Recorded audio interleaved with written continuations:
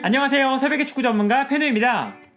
오늘은 서울로 복귀한 기성용이 첫 경기에서 어떤 모습을 보여줬는지, 그리고 앞으로 어떤 모습을 보여줄 수 있을지 살펴보려고 하는데요. 이번 경기에서 기성용은 한승규, 김원식, 정현철로 이어지는 서울의 중원 라인에서 정현철 대신 투입되었습니다. 그리고 이때 정현철의 자리에서 플레이하는 것이 아니라 김원식의 왼쪽에 배치되었는데요. 결과적으로 수비 라인 앞에 기성용과 김원식이 배치되는 형태였습니다. 경기 장면을 봐도 기성용과 김원식이 수비 라인 앞에서 플레이하는 모습을 계속해서 볼 수 있었는데요.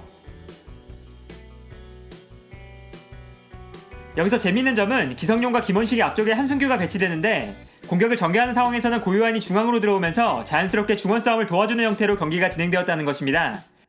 이러한 형태는 볼을 전개할 때 중원에 좀 더 많은 선수를 배치하면서 볼을 점유하는 데 도움을 줄 수 있다는 장점이 있었고, 기성용이 볼을 전개하면서 좀 더 높은 위치까지 올라갔을 때 김원식이 자연스럽게 기성용의 뒷공간을 커버해줄 수 있다는 이점도 존재했습니다. 따라서 경기를 보면 기성용과 김원식 그리고 한승규가 중원에 배치될 때 고요한이 측면에서 중앙으로 들어와주면서 중원의 선수 숫자가 많아지는 것을 볼 수 있었는데요. 특히 고요한이 중원으로 내려와주면서 순간적으로 기성용, 김원식, 고요한으로 이어지는 중원 라인이 형성되는 모습을 확인할 수 있었습니다. 그리고 여기서 서울은 당연하게도 기성용을 중심으로 볼을 전개했습니다. 기성용은 경기장 왼쪽 지역에서 볼의 연결고리가 되어줬고, 서울은 볼을 전개할 때 대부분의 패스가 기성용을 거쳐서 전개되었는데요. 기성용이 이번 경기에서 패스를 기록한 위치를 봐도 확실하게 왼쪽 지역에 치우쳐져 있는 것을 확인할 수 있었습니다. 결과적으로 경기 장면을 보면 기성용이 경기장의 왼쪽 지역에서 볼을 전개하는 모습이 자주 나타났습니다.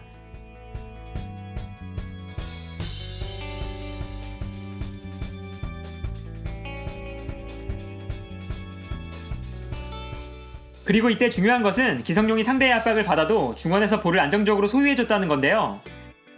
이번 시즌 서울의 가장 큰 문제점 중 하나가 중원에서 상대의 압박을 벗어나지 못하고 볼을 전개하는 것 자체에 어려움을 겪는 것이었다는 것을 생각해보면, 기성용이 중원에서 상대의 압박을 이겨내고 볼을 안정적으로 소유해준다는 것은 앞으로 서울이 볼을 전개할 때 큰 도움이 될 수 있는 부분이었습니다.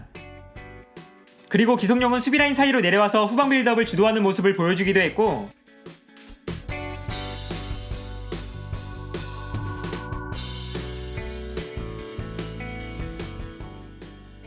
상황에 따라서는 오른쪽 측면으로 움직여서 공격을 전개할 때도 있었습니다. 서울이 볼을 전개할 때 기성용이 경기장 전체를 돌아다니면서 최대한 많은 플레이에 관여해주는 모습이었는데요. 이렇게 기성용이 볼을 전개해주면서 서울이 얻을 수 있는 가장 큰 이점은 전방으로 정확한 패스를 보내줄 수 있다는 것입니다. 서울은 이번 시즌 K리그1에서 전체적인 패스의 횟수도 적은 편이지만 특히 전진 패스의 횟수가 굉장히 적은 팀인데요. 전방으로 패스를 보내주지 못한다는 것은 그만큼 공격 지역으로 패스를 전달하는 것이 힘들어지고 위협적인 상황을 만들어내는데 어려움을 겪을 수밖에 없다는 것을 의미하는 만큼, 기성용이 전방으로 좋은 패스를 보내주기 시작한다면 서울은 이전보다 훨씬 매끄럽게 공격 찬스를 만들어주는 것이 가능하지 않을까 합니다. 또한 기성용의 롱패스도 서울의 공격 전개에 큰 도움을 줄 수 있는 요소라고 할 수 있습니다.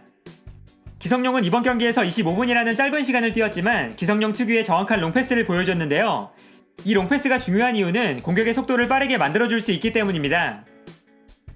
이번 시즌 서울은 K리그1에서 롱패스 횟수가 11위, 중거리 패스가 10위를 기록할 정도로 중장거리 패스가 굉장히 적은 팀인데요. 기본적으로 사람이 드리블을 통해서 볼을 전진시키는 속도보다 패스를 통해 볼을 전진시키는 것이 더 빠르기 때문에 중장거리 패스가 적다는 것은 공격의 속도가 느려질 수 있다는 것을 의미합니다. 그리고 공격의 속도가 느릴수록 상대팀 입장에서는 서울의 공격에 대비할 수 있는 시간이 많아지는 것인데요. 따라서 기성용이 정확한 롱패스로 서울의 공격을 전개해준다면 서울이 경기장을 좀 더 넓게 사용하면서 공격의 속도도 빨라지고 그만큼 상대팀의 수비라인이 완벽하게 정비되기 전에 공격을 전개할 수 있다는 장점이 있습니다.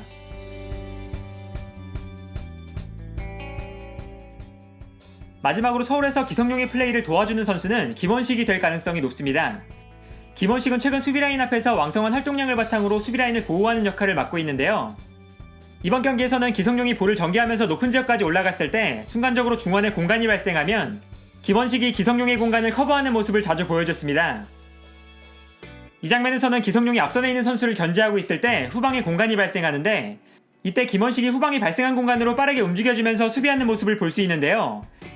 이처럼 많이 뛰어주면서 수비적인 헌신을 보여주는 김원식이 앞으로 기성용의 플레이를 도와주는 역할을 수행할 가능성이 높아 보입니다. 오늘은 이처럼 서울로 복귀한 기성용의 플레이를 살펴봤는데요.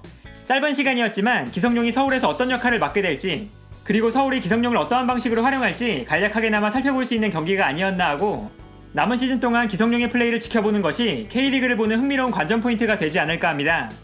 오늘 영상은 여기까지고요. 시청해주셔서 감사합니다.